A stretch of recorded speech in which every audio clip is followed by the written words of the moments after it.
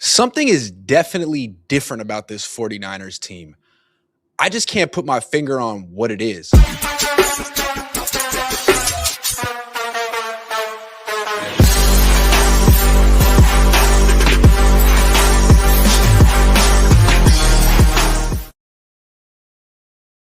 What's up? Good evening or good middle of the night, depending on where you are. I'm Grant Cohn. The Niners whooped the Indianapolis Colts 48-27. Big statement win.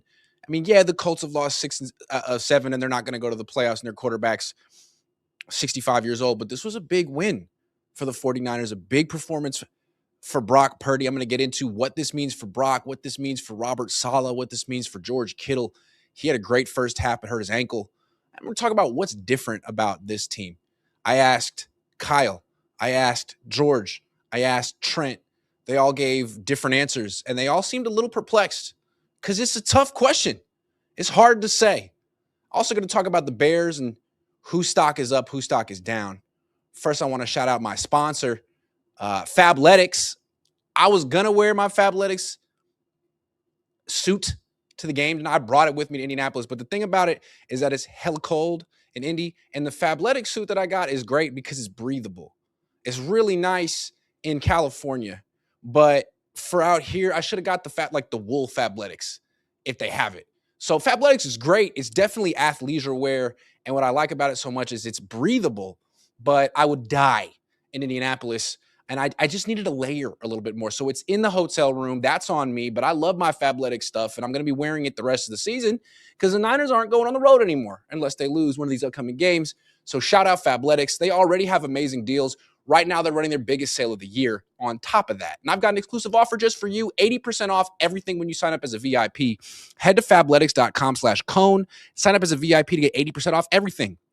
This is only available through my link, so go to fabletics.com/Cohn to sign up as a VIP and get 80% off. That's fabletics.com/COHN. We're also sponsored by 1-800-CONTACTS. I'm not wearing my Fabletics, and I'm not wearing my contacts either. I need contacts. I got a messed up eye. I would have been a professional baseball player, but my left eye just isn't quite as good as my right eye, which sucks because I'm a right-handed hitter, and I'm looking with my left eye. Again, if I had just had 1-800-CONTACTS in high school, I probably would have hit dingers.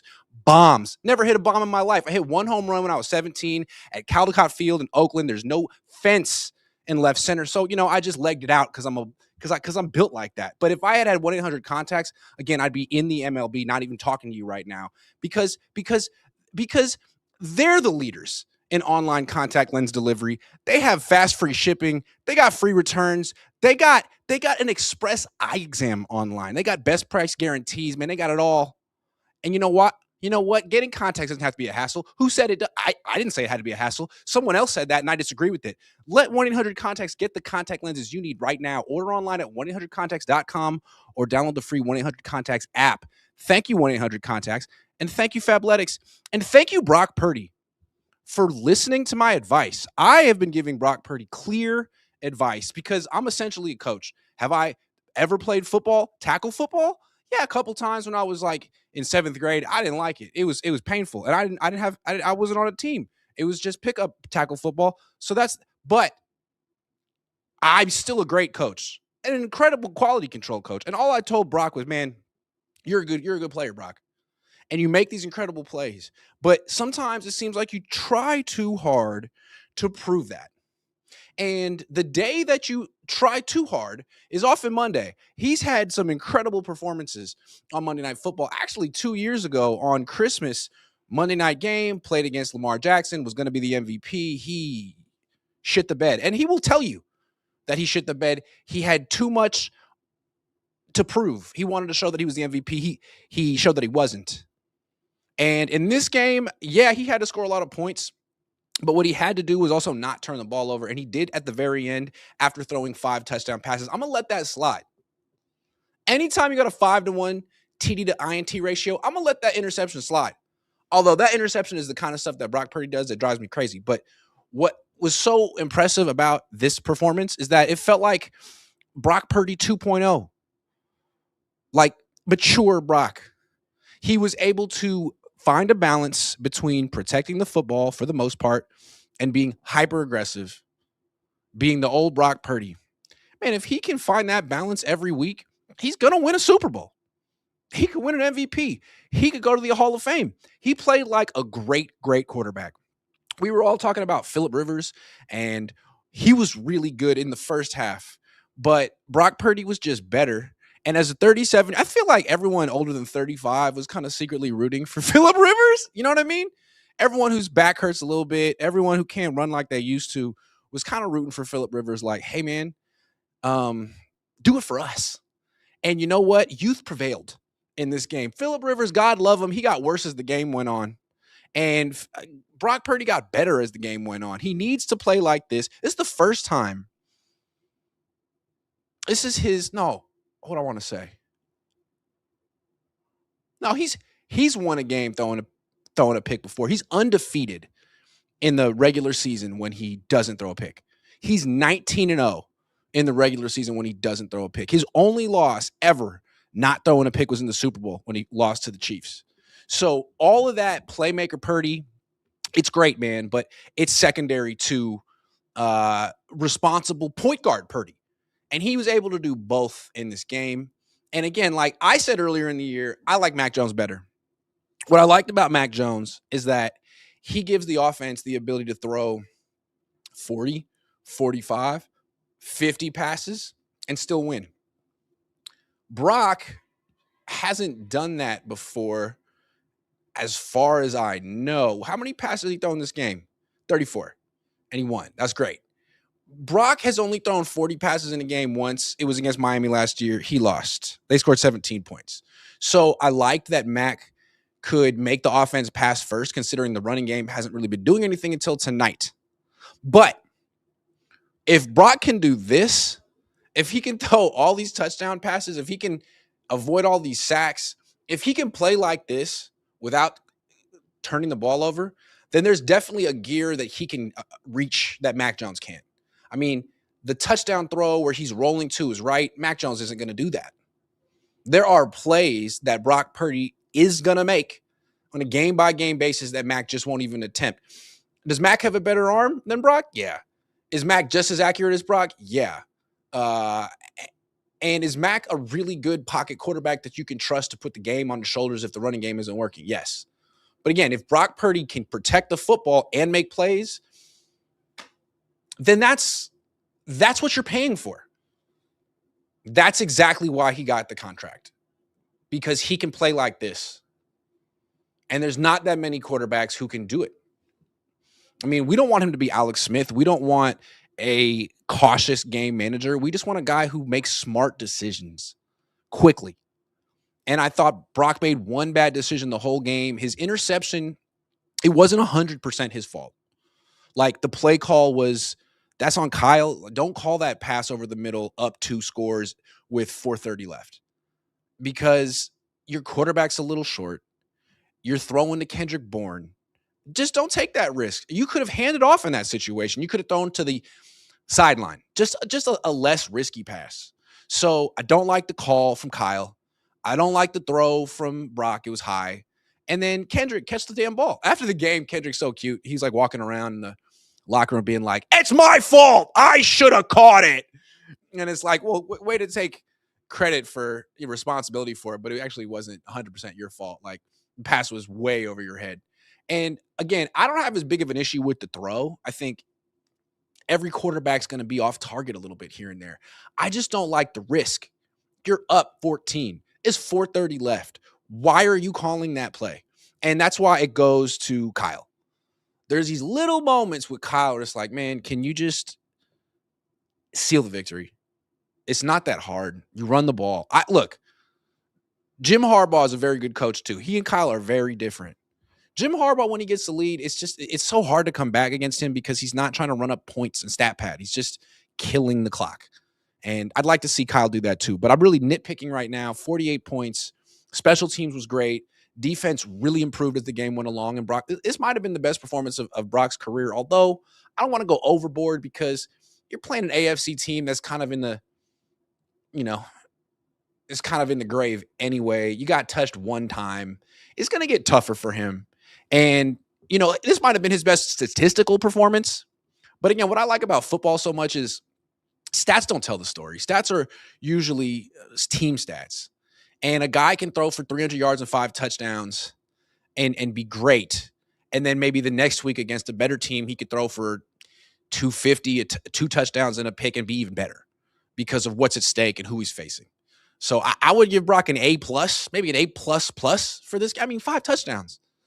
Like, yeah, he didn't get touched, but he was pretty freaking perfect. I'd give him an A+ for this performance, but I even think he could be better. I think he could be more impressive with more on the line. And he's going to have to be better next week against the Bears because that's a playoff team. The Colts aren't a playoff team. And, man, their defense was shitty tonight. But Brock made him look shitty. He gets credit for that. DBZ Warlord says, still think Mac is as good or better than Purdy. I think I just addressed that. I would have to say that this version of Purdy is better than Mac. It's better than most quarterbacks in the league. But can he keep it up? It's been 4 games in a row. It's been terrific. That Panthers game wasn't that long ago. And, now he's going to be facing – that's the one playoff team he's faced since he came back. And he lost. No, he won. But he threw 3 picks and scored 20 points. So what's he going to look like against other playoff teams? He looked great in this game. But it's the Colts. It's an AFC team. They're kind of a one-off opponent. The Bears, you face them next week. You might have to face them again in the playoffs. The Seahawks, you might have to face them again in the playoffs. So the way I look at it is the playoffs started today. Everything that happened this season doesn't matter. Then the playoffs started today, and the Niners are still alive. Had they lost, they still be in the playoffs, but it'd be embarrassing to lose to Phillip Rivers. So good for them. Playoffs started. They had that playoff mentality. YM Glove Blue says, man, I need you to help Tonjes out the way you did Pearsall. The robbery was insane. Man, I asked Kyle after the game, I was like, did you consider challenging that? And he was like, I did, but I got some bad advice on the other challenge. He's hilarious when he's in a good mood because that was a terrible challenge earlier. And I'm glad he threw someone else under the bus for that. Like, don't take credit for that. Tom Cruise 49 says, B-Day, shout out to Jorge Hernandez. He loves Jimmy G. Quinn Howard says they were really picking on Luter early in the game. Why do you think they didn't start Lucas instead? They haven't played Lucas on the outside, and maybe they should. El Escorpion says, if the Niners win the Super Bowl, big if they're for sure, does that make his contract worth every penny? Man, if Brock plays like this in the Super Bowl and wins, then hell yeah. Hell yeah. Tyler Barton says, Grant Warren only had 3 catches. I lost my parlay. I'm so sorry. That's why I told you, man. You got to make your own decisions in life when it's your money. I love losing your money. I don't like losing my money. I just want to say, though, that Tyler Warren was on my fantasy team, my dynasty team, and I won.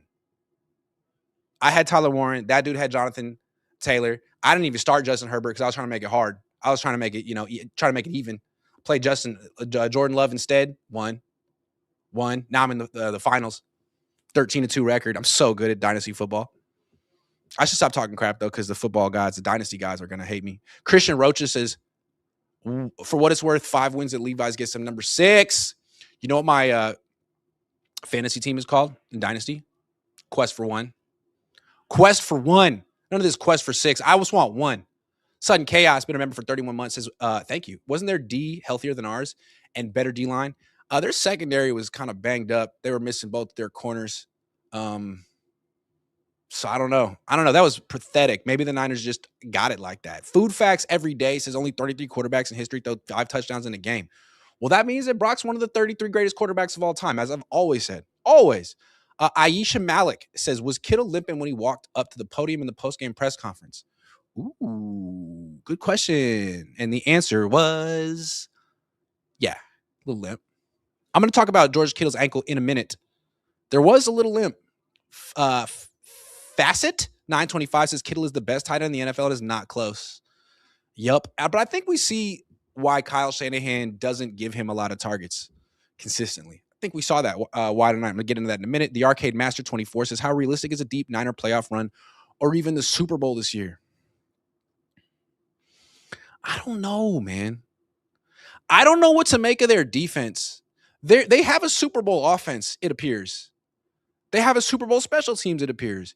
Is the defense god-awful or just mediocre? I don't know. I thought it was pretty mediocre in the second half, which if they play like that the rest of the season, then yeah, it's realistic. I love you, Grant, says Andres. Man, I love you too, man. I've been meaning to say that. I've been holding that in for years. Propa says Grant wearing a beanie in an indoor stadium is why they make fun of us West Coasters. You still the man though, Grant. Man, it's cold out here, dude. It's kind of cold in here too. I'm just saying. I don't think those are double pane glasses. David Trinidad says, forget stats, Purdy or Rivers. Who threw the more beautiful spirals? Please give me an answer worth 5. Dude, Brock was immaculate and perfect today. But let's talk about the defense because I feel like that was more what we were learning. We know the offense is good. I don't know, is that good? Or maybe the Colts defense maybe the Colts are just dead. I don't know. But the Niners offense is legit. You got a hell of a quarterback, and if he goes down, you got another hell of a quarterback. You got a hell of a tight end, and if he goes down, you got Jake freaking Tonjes.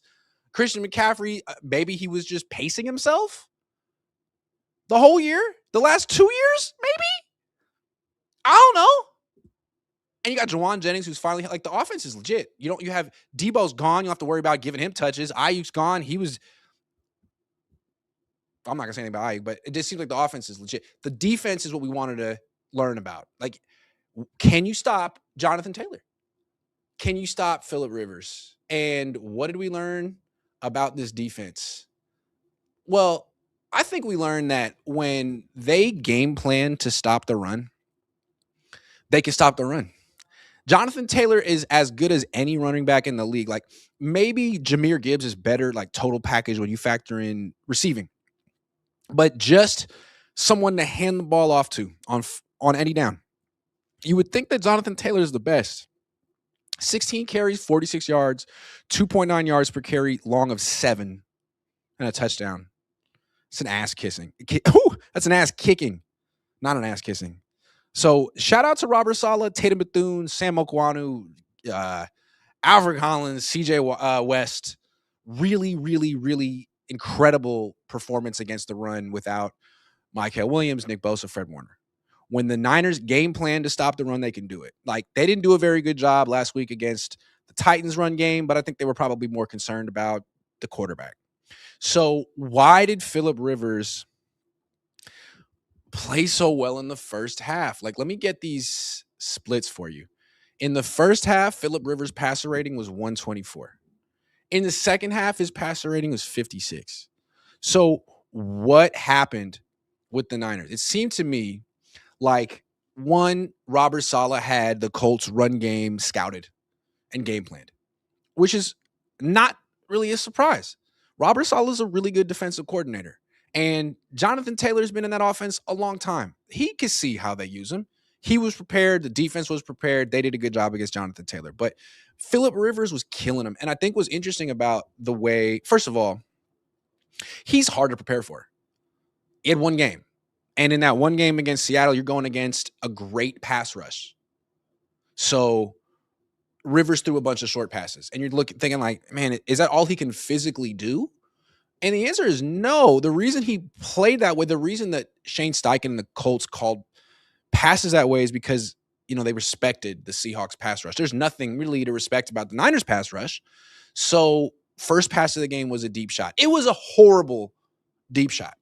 One of the worst throws you'll ever see. But the Colts game plan was, we're going to throw a lot. We're going to throw a lot. And we're going to push the ball down the field some. And I think it was clear that Robert Saleh was not prepared for that. Again, you just had one game of film to go off of, and they ran the ball a lot against Seattle. In this game, it was clear that the Colts were aware of what they put on tape. We're aware of how the Niners would approach. We're going to take away the run and the short pass. And all of a sudden, they're dropping back over and over and over again. And it seemed like the Niners were completely caught off guard. I don't want to make excuses. But in the second half, the first half, Rivers was 14-21 for 175 yards, 2 touchdowns, no picks. In the second half, he was 9-14 for 102 yards, no touchdowns, 1 pick. So, I don't know. It seemed like he saw what the Colts tried to surprise him with. He went at halftime. He told his players they made the adjustment. They did a lot better in the second half. The thing about the Niners is that their defense isn't good at all. And at best, it's mediocre. But it's really well coached. Like, you could argue that the Niners defense was better last year, right? They had Fred Warner last year. They had Nick Bosa for the most part last year. But they were really, really poorly coached in the red zone on third down. Like, they sucked. And it was very much Nick Sorensen's fault. I think it's interesting how important a good coordinator is. Robert Saleh's not going to make this defense good. He's not going to invent a pass rush that isn't there. There's only so much he can do. And giving up 27 points is alarming. But 17 of those points came in the first half. And, those first two touchdown passes, the Niners just weren't prepared for the Colts to play like that. Once they saw it for a couple of quarters, they shut it down. So if you're looking for hope that the Niners can win the Super Bowl, look at the second half. Look what their defense did. I think what their defense did in the second half is more important than anything else the Niners did in this game. Like, the offense dominated and Brock Purdy dominated. We've seen that before. We know he's capable of this. We know the offense is capable of this. They said they have a Super Bowl caliber offense and they're playing like it. Now, we'll have to see it against Seattle in a couple of weeks, but because the last time the Niners played Seattle, they scored 17. Could have been 23 if Jake Moody hadn't missed 2 field goals. But I wanted to see, are you going to get eviscerated by Phillip Rivers? Because if you do, I can't take you seriously. And at halftime, I was thinking, I can't take this team seriously. I did an instant reaction at halftime. I'm like, man, I'm sorry. They're going to win this game, but they're not going to win a playoff game. But then they made those adjustments at halftime. You're thinking, damn, man, like, it's really well coached. They can stop the run. Tatum Bethune's a hell of a player. Their safeties can really stop the run. Now, it's going to be interesting to see what happens. Like next week against the Bears, I had imagined that Robert Saleh's game plan is going to be really good because he's going to have a whole season of tape to study with Ben Johnson and Caleb Williams. I would imagine.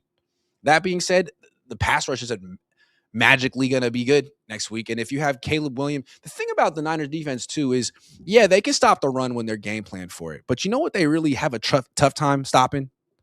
A quarterback running. And Caleb might be the best scrambler in the league. He's up there, man. The Niners don't contain quarterbacks well, although now that Bosa's out, maybe they contain him a little bit better because he didn't give a shit about containing quarterbacks or rushing like a teammate, anyway. Shout out to Robert Saleh. I didn't get it at first.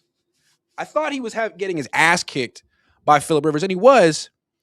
But the second half was way better, and then afterward, D. Winters came to the podium and broke down the whole thing, gave Robert Saleh credit for making halftime adjustments. A lot of times coaches talk about halftime adjustments not being real. They are real, and Saleh did it. It's 15 minutes, and it's like 3 minutes walking over, 3 minutes walking back. So it's really like 9 minutes. He did it. In the first half, I was thinking, man, he's not going to get a job. No, people are going to turn on this and watch Phillip Rivers eviscerate him and say, yeah, no thanks. But by the way he ended the game, I'm once again thinking like Robert Saleh is not going to be here next year. We'll see. Adrian Gonzalez says, I love you, Grant. No one says it enough. I love you too, Adrian. Andres. Oof, sorry. Food Facts Every Day says, dedicated segment to Brant Boyer special teams. I will. Giovanni Miller says, if the Niners don't fire Jim Harbaugh, what? If the Niners don't fire Jim Harbaugh, what would have been the most likely outcome? Plus, too young to remember. Why did they fire him? Jim Harbaugh?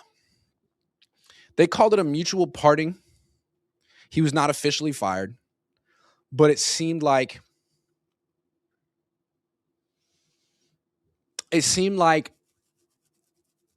oh man, why did they fire him? This was a long time ago. Well, they went to 3 straight NFC championship games. They had 1 down season. It seemed like Jed and Harbaugh and his GM didn't get along at all, as opposed to Kyle and John. Jim Harbaugh and Trent Baalke did not get along. They seemed like they were like at war with each other, and Jed sided with Baalke, which was one of the worst decisions he ever made. I also felt like the Harbaugh tenure was similar to the Shanahan tenure in the sense that he lost a Super Bowl too. He was a high-level loser, and I think Jed was trying to channel his inner Eddie D and say like, no, this isn't good enough. We don't hang NFC championship banners. This guy can't lead us to the promised land. I'm going to make a change. And I actually respected it at the time because you know how I feel about guys who, are high-level losers. Problem is he pivoted Jim Tomsula, who's just a loser, a low-level loser. So I didn't That wasn't my idea. I would have hired Vic Fangio as the replacement. But that's what happened. And I think maybe part of the reason that Jed's been so patient with Kyle Shanahan is because he wasn't with Jim Harbaugh. Wolfie, if I'm not Wolf Life, Wolf Life Wild says Brock Nando, Brock Young, Brock Montana, Brock Unitas. Propa says Niners need to bring back the striped socks from the 80s and 90s. Feel like I'm the only one that thinks about this kind of stuff, but it's true. You are the only one that thinks about that kind of stuff. Tone sweep the legs. Lokes says more Kittle, love the guy. Hope he'll be 100 for the next game. Talk about that in a minute. Mindful Naked says Shanny finally listened. Sky Moore's catch on offense. If the ball wasn't so low, he probably would have gotten some decent yak. I didn't want to toot my own horn, but who brought up Sky Moore? Me. Andre says, if the Niners claim number 1, do you consider them favorites? I don't know, man. They haven't done it yet. Let's see what happens. Propa says, Debo missing the playoffs with Moody is poetic. It is. Hog20 says, Shanahan carrying the defense makes me a believer. Okay. Sky Moore target, says Julian. Yeah, hell yeah. You're welcome, Sky. Propa says, everyone says hi, Grant, but nobody says how's Grant. That's so true. No one wants to know how I'm doing. Nico says, got PTSD on the Brock fumble. Why does Kyle continue to use the tight end to block pass rusher? That was crazy, man. Hit his arm and shit. Oh, poor Brock. Kyle is something else, man. He's a piece of work. He's a caution. You got to keep your eye on him. The Arcade Master 24 says, I think it depends on if Saleh gets offered a decent landing spot. I don't think Saleh would leave if he was going to another franchise to die. He seems to be having a great time back with the Niners. Yeah, because I'm here. Loves me, man. My candid analysis. Showtime says, watching Rivers at the line of scrimmage was Peyton Manning-esque. Quarterbacks don't do this anymore because of pure progressions. I fucking agree, man. Watching him hurry to the line of scrimmage and then read the defense, call the play. Like, I grew up on shit like that. I love it. And I wish quarterbacks were taught to do it and encouraged to do that kind of stuff. I feel like if you really wanted to make Brock Purdy an elite quarterback, you should tap into stuff like that. Because as I call these quarterbacks nowadays like joysticks. Man, you're like a Madden player. And the play caller's pushing the buttons, dude. You're just out there. You're an implement. I think Brock, as a joystick, is limited. But as a quarterback, he could be Mr. Unlimited, but they just has to get more freedom. Because his best attribute is his quickness, but his second best attribute is his mind. Tyler Barton says, Jed wanted a yes man, never made that choice again. Andre says, I love you, Grant. I want to know how you're doing. I want to know how you're doing too. Niners are like Oregon Ducks, good offense, mid defense. I was thinking the same thing. Let's talk about George Kittle's ankle. So they beat the Colts. That's great. They beat them by a lot. That's even better. Brock Purdy, 5 touchdowns, incredible. But George Kittle hurt his ankle. And now, the good news first. George Kittle spoke after the game at the podium. That's good news because seriously injured players don't speak at the podium. He injured his ankle in the second quarter and played into the third quarter. That's good news. It's not a high ankle sprain. He says it's not. The bad news is that he couldn't finish the game. And when he stepped up to the podium and left, you could see a slight limp. And the way these things work usually is it's going to hurt more now than it did an hour ago at the podium. It's going to hurt more in 5 hours when he gets home off this flight, and it's going to hurt more tomorrow. And it probably won't be a serious injury, like a minor sprained ankle that he's walking on without crutches after the game. He'll probably be ready for the playoffs. He might be ready for the upcoming game against the Bears. But that one to me isn't a guarantee because the Bears game is 6 days away. It's Monday night. No, on the East Coast, it's Tuesday morning. So he's 32. Will he be good enough to play in this game? I mean, maybe he's so tough that he can suit up, block,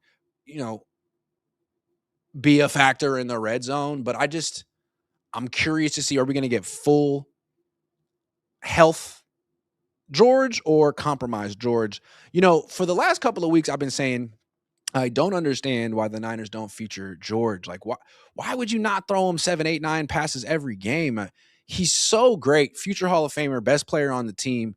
There's these random games where he'll have two catches. He had 2 catches in the Super Bowl for 4 yards. It's still hard to fathom. Now, I know he had some injuries, some shoulder stuff. He's good now, or he was. So I was saying, hey, Kyle, like maybe force the issue and give him the ball, because when he gets the ball a lot, it's hard. You guys don't really lose very much. And I don't know. He's a big fan of the show, big fan of me, my personality, like my general look. I think he likes my beanie and my beard. That's what people are saying. But yeah, he watched the show and he's like, damn, Grant's right again. I got to do what Grant said, even though I don't want to. But he's just so right. I'll give the ball to George Kittle. And then he gets hurt in the second quarter. I feel like his whole career, Kyle's been, without saying it, being like, look, I got to protect George because he plays so hard. If I give him, I mean, he's kind of like the Ricky Pearsall of tight ends in the sense that if he catches 7 passes, he's just so physical and violent that chances are he's going to go down. And I feel like Kyle's been sort of using him sparingly his whole career. Never leads the team in catches, even though he's their best player. So maybe that's why. Maybe because when Kyle tries to give him 4, 5, 6 catches in the first half, this is the kind of thing that happens. I mean, he tried the same thing for week 1 of the season in Seattle, and he pulled his hamstring.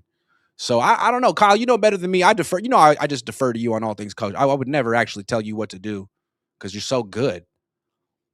I mean, if you feel like using George Kittle this much gets him injured, then I defer because he needs to be out there. I mean, yeah, you win if he catches 8 passes, but if catching 8 passes means he misses the next game, then maybe give him 2. No, not 2. Two's ridiculous. But it does seem like Kyle has to weigh this, balance this with Kittle and Pearsall. Can I just mention real quick, Pearsall? They didn't miss him at all. Today was a bad day for Ricky, and I like Ricky. As you can see, I stole his whole look. But man, that offense was not worse without him. In fact, was it better? Sky Moore got involved. Demarcus Robinson's caught a touchdown pass. Kendrick Bourne tipped the ball to the other team, and it got intercepted, but at least he got his bonus. So that's cool. Shout out to Kendrick. So we'll see about George Kittle. He needs to play against the Bears. It's not like, oh, we'll rest him and bring him back against the Seahawks. If he can play, if he's 50%, if he can block, if he can be a decoy, got to be out there. Because I don't know that the Niners beat the Bears without George Kittle. I don't know if the Niners beat the Bears with George Kittle because the Niners defense is an adventure. It is a well-coached adventure. It's the best I can say about it. All right, so here's this morning I did a stream, and my question was, what's different about this team? What is so special about the 2025 49ers? Because the way I look at it is, 11-4 without Bosa and Warner. Last year they were 6-11 with Bosa and Warner.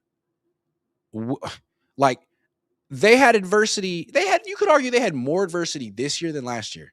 So why were they so shitty last year? Why are they so good this year when the team is largely the same? And I try to make hypotheses this morning. And a lot of you did as well. If you go back and watch the show, check out the live chat. A lot of people had some good suggestions. I figured instead of, why don't we just ask the players on the team and the coaches? What do they think? And I asked Kyle. I asked Kittle. I asked Trent Williams. They all gave a long pause before answering the question because there is no good answer. It's perplexing.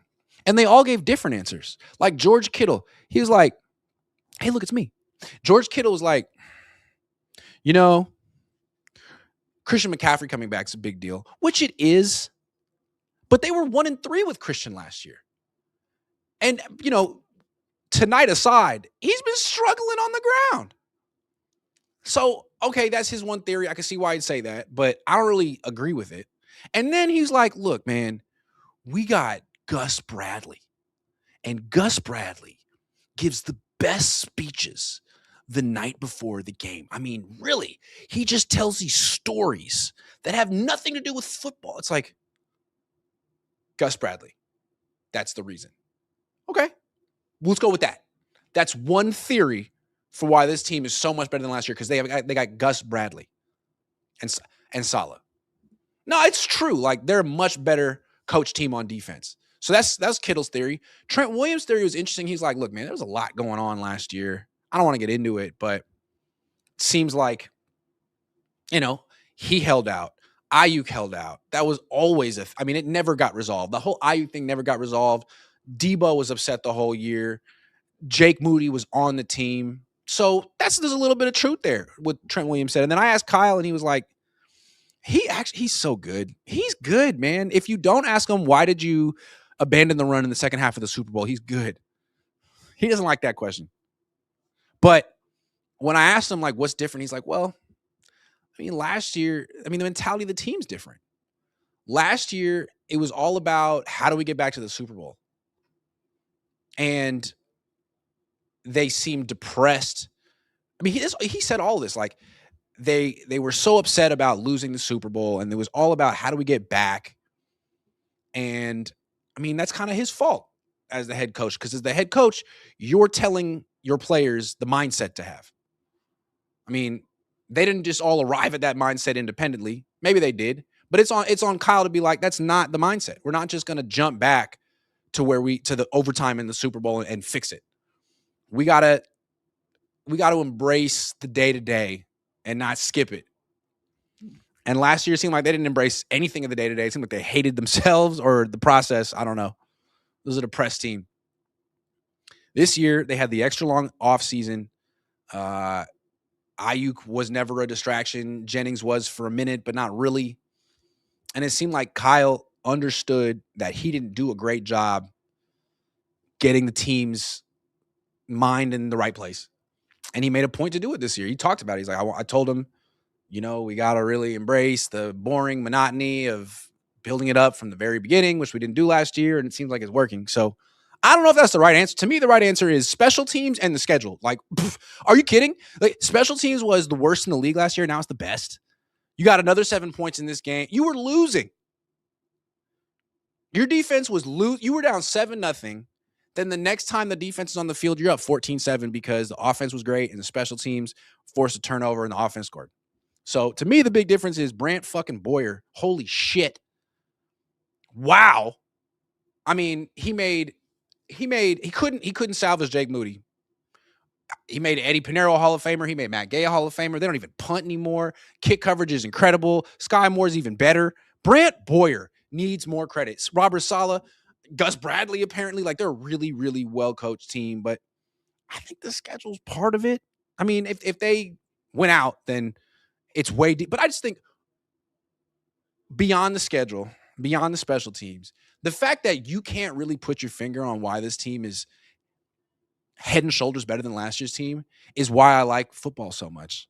They don't even know. They don't even know why they're 11-4. This is the same team that went 6-11 last year, essentially, minus Fred Warner. They went 6-11 with Fred Warner last year. They lose Fred Warner. They're 11-4. And they don't even know why. And you know what's great? They don't have to know why. They don't have to answer that question. They just have to keep doing what they're doing. And if they win the Super Bowl, then people like me and down the line will try to figure out a theory as to what the fuck happened. But right now, I'm just enjoying this. This is a lot of fun. And I like when I'm like supposed to be an expert and I cover this team. I'm supposed to have reasons and analysis. My analysis is I don't get it, man. I don't get it. All I can say is I guess having good coaches on offense, defense, and special teams helps. Having 2 quarterbacks instead of 1 helps. And playing, AFC South, NFC South doesn't hurt. Now you got the Bears. Speaking of the Bears, short week at home against the Bears. And so it'll be Saleh against Ben Johnson. That'll be very interesting because Ben Johnson is as good as Kyle Shanahan. He's really, really, really good. But it'll also be Robert Saleh against Caleb Williams. And it'll be interesting to see how Saleh goes about that one. Because,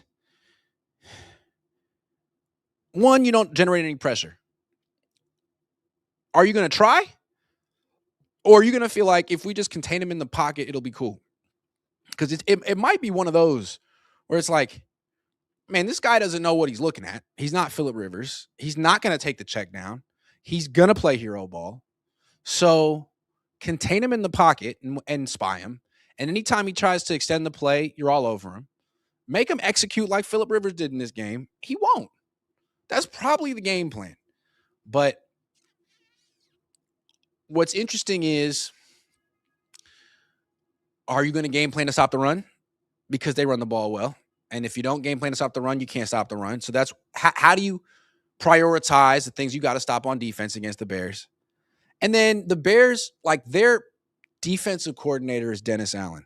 I don't mean to make excuses, and I already gave Brock Purdy an A+. But Lou Anarumo, whatever that guy's name is, the defensive coordinator for the Colts, he sucks. And you saw tonight why the Bengals fired him like less than a year ago. Terrible defensive coordinator. Dennis Allen's a really good defensive coordinator. And while the Bears don't have a ton of talent on defense, they have forced a ton of turnovers. So, Brock, once again, you're doing great. Keep it up. You haven't turned the ball over, and well, you turned it over tonight. But we're gonna act like that one didn't happen. You can't turn the ball over unless you throw 5 touchdowns. That is the new rule. You're not allowed to turn the ball over until you've thrown 5 touchdown passes in a game. Then do whatever you want. But once again, your job is to not turn the ball over because you are 19-0 in the regular season when you don't turn the ball over. Everything else is a bonus. Caleb Williams probably will turn the ball over. Caleb Williams is going to make some bad decisions. Brock, you don't do that. You show Caleb what it is to play quarterback in the NFL. But, I mean, the Bears are interesting. They keep winning close games. Let me see what they're at. The Bears have won. They lost to the Packers, then they beat the Packers. They've now won 7 of their past 8. So, I mean, if the Niners beat the Bears, that's a big deal. It's a much bigger deal than beating the Colts, which is a big deal. It's a bigger deal than beating the Titans, which is a bigger deal than beating the Browns. So, big deals all around. I don't know if the Niners are going to beat the Bears, but I don't know they won't. We'll see. Short week at home. Let's do stock up. Whose stock is on the rise after that incredible game? How about D. Winters? He was having a rough season, man. He was getting picked on in coverage. He sealed the victory. The defense was playing rough. He sealed the victory with a pick 6. Looked like Navarro Bowman on that play, wearing the same number. That was really impressive. Tatum Bethune. I mean, no offense to Curtis Robinson, but there's a big difference between those two. Tatum Bethune comes back and they shut down Jonathan Taylor. They wouldn't have done that with Curtis Robinson, no matter how well prepared they were. So stock up Tatum Bethune. Demarcus Robinson finally caught a touchdown pass. He's been doing a whole lot of nothing this year. Shout out to Brock Purdy for going back to him. And shout out to Demarcus Robinson for catching the ball because he's dropped some this year. Christian McCaffrey got to 1,000 yards on the season. What did he do on the day? 21 carries, 117 yards.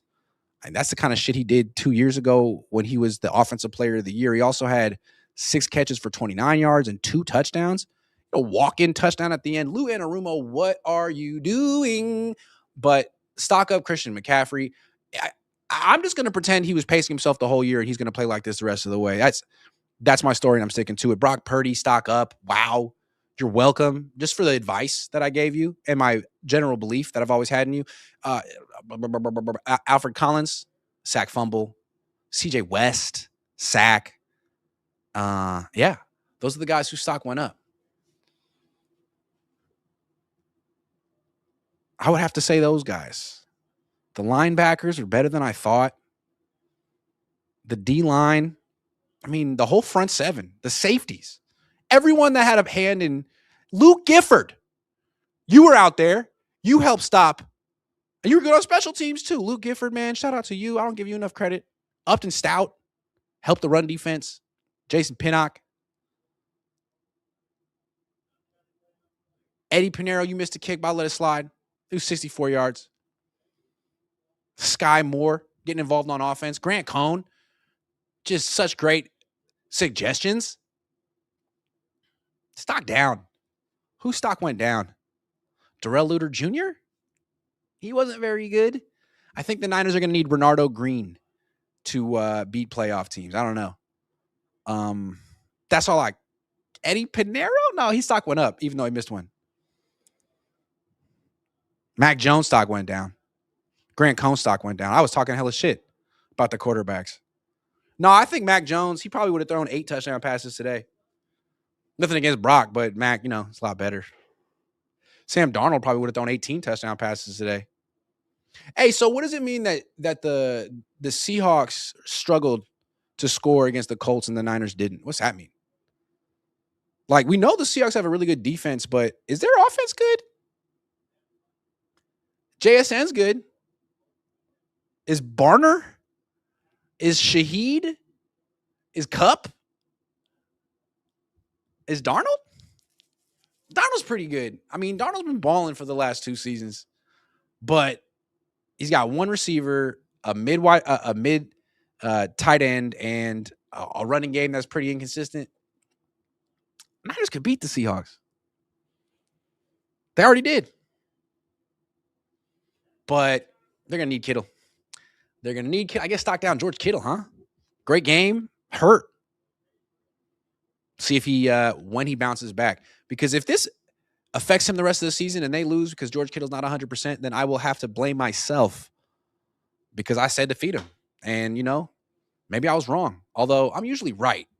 And I can tell you, I won fantasy football today, which is really all I care about. I wanted to be in the championship and I made it. Doesn't mean I'm going to win. I could pull a Kyle. If I lose in my fantasy football championship, should I give Kyle Shanahan an apology? Be like, hey, man, I'm not a champion either. But if I win, does that give me more license to talk shit? Possible. You didn't think about that. Sir Jeffrey Jetson says Bethune and Winters goated today. Andre says, love your show with your dad. Makes me wish I had a dad. Damn, that's bleak. I feel that. Well, thank you. I could be your dad. Railgar1 says, Kyle useless. Check orange tang looking ass out there. Jose Martinez, $2. Thank you. Hog20 says special teams were a liability last year. That they were. Young Merv, the cut man, says to add to Trent Ricky's incident in Mooney's. It's true. It's true. I think that's what he was talking about. NY Niners, his differences of schedule. 24, they were 4-4. Then they played Tampa Bay, Seattle, Green Bay, Buffalo, LAR, and Detroit after the bye and got demolished. That's true. The Niners were kind of struggling, and they faced the Cardinals, the Panthers, the Browns, the Titans, the Colts. It's different. Tyler Barton says, hopefully Saleh doesn't take Boyer with them. Ooh, true. Hexq says, JT not getting 80 rushing yards cost me 7,100. 7,100? What are you doing betting that much? Oh, you would have won that much? Okay. Musty Boxer says, Grant, tell old man Rivers to hang it up already. Jose Martinez says, Collins and West are going to be filthy for years. Yeah, man. The Niners are strong up the middle. Now they just got to get, guys on the edge. I guess Nick Bosa will help. You know what time it is. You know what time it is. It's PrizePicks time. It's time to make the picks. It's time to make the picks. It's PrizePicks time. That's the new official song for PrizePicks. They heard it. They were like, damn, Grant, did you write that? I'm like, nah, man, it's freestyle.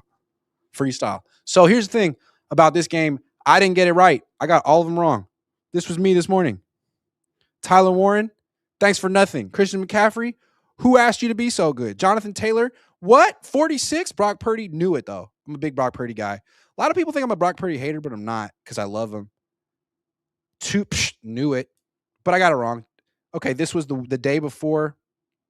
Terrible. I probably should have mixed it up with my picks. This was bad.